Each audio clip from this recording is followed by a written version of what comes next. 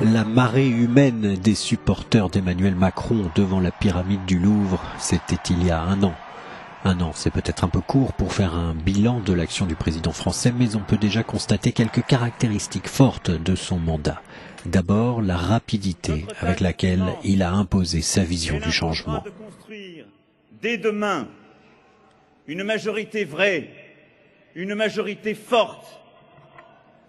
Cette majorité de changement, c'est ce à quoi le pays aspire et c'est ce qu'il mérite. Ce fameux changement que la majorité des Français appelaient de leur vœu, c'est Emmanuel Macron avec sa jeunesse, sa fraîcheur politique et sa volonté qu'il a proposé. Le thème principal de l'élection française l'année dernière, c'était la relation des Français avec leurs leaders politiques. Les Français voulaient des nouveaux visages et de nouvelles idées. Macron est arrivé au bon endroit, au bon moment. Élu pour secouer le pays, Macron a mis en avant la relance de l'économie façon start-up en promettant des créations d'emplois, de la croissance et la réduction des déficits. Il voulait tout faire très vite. Il a annoncé tout de suite ce qu'il allait faire et sur plusieurs fronts à la fois. Je pense qu'il a réalisé qu'il avait une fenêtre d'opportunité et qu'il lui fallait agir dès le début de son mandat et lancer toutes ces réformes en même temps pour peut-être obtenir des résultats pour la fin de son mandat.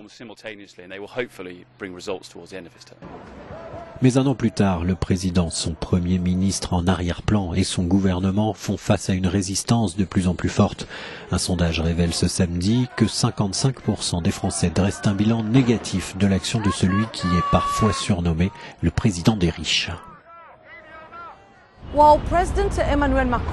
Alors que sur le plan national, Emmanuel Macron traverse déjà une phase difficile, à l'étranger, il marque des points et ramène la France au premier plan de la diplomatie internationale.